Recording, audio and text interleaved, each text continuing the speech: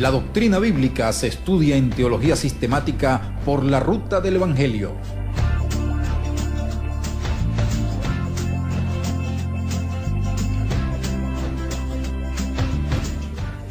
Y seguimos con mucho más de teología sistemática y el tema la Biblia, la palabra de Dios. Y en esta oportunidad comentaremos sobre las evidencias de inspiración divina.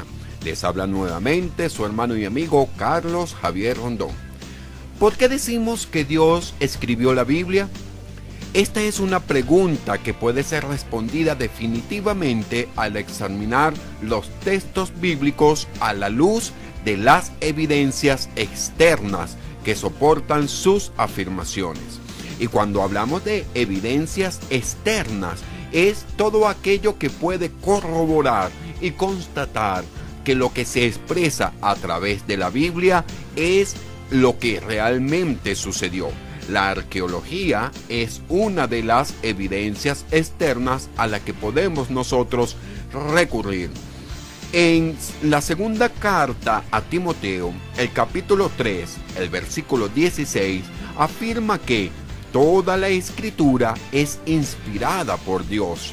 Y en la segunda carta de Pedro, en su capítulo 1, versículos 20 y 21, Pedro le recuerda al lector que, entendiendo primero esto, que ninguna profecía de la Escritura es de interpretación privada, sino que los santos hombres de Dios hablaron siendo inspirados por el Espíritu Santo.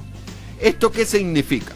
La Biblia misma nos dice que Dios es el autor de su libro. Dios no nos deja solo con afirmaciones de su trabajo divino en la Biblia, sino que también lo respalda con evidencias convincentes. En el diseño de la Biblia, la misma es un milagro. Escrita durante más de 1600 años por autores totalmente diferentes. Y aún así, cada libro de la Biblia es consistente en su mensaje. Estos 66 libros hablan acerca de historia, profecías, poesías y teología. A pesar de su complejidad y sus diferencias en estilo de escritura y enormes periodos de tiempo, los libros de la Biblia recuerdan milagrosamente en cuanto a temas, hechos y referencias que se cruzan entre libros que componen la Biblia. Ningún ser humano pudo haber planeado tan intrincada combinación de libros a lo largo de un periodo de 1600 años, más de 14 generaciones. Los manuscritos de la Biblia, recuerden que no existieron imprentas sino hasta el año de 1455. Por lo tanto, todos los demás libros se hacían a pulso, a mano alzada. Entonces, estos manuscritos han sobrevivido a pesar de climas, de persecuciones y del tiempo. La mayoría de los manuscritos antiguos que fueron escritos en materiales débiles, como el papiro, se han desvanecido de un todo. Aún así, muchas copias de las escrituras del Antiguo Testamento sobrevivieron. Por ejemplo, los rollos del Mar Muerto contienen todos los libros del Antiguo Testamento, exceptuando el libro de Esther, y han sido fechados como perteneciente a un tiempo anterior al de la vida de Cristo. Consideremos la Guerra de las Galias, que fue un conflicto militar librado entre el procónsul romano Julio César y las tribus galas en el año 58 a.C. y 51 a.C. En el curso de la misma República Romana se sometió a Galia, y este suceso solo existen 10 copias.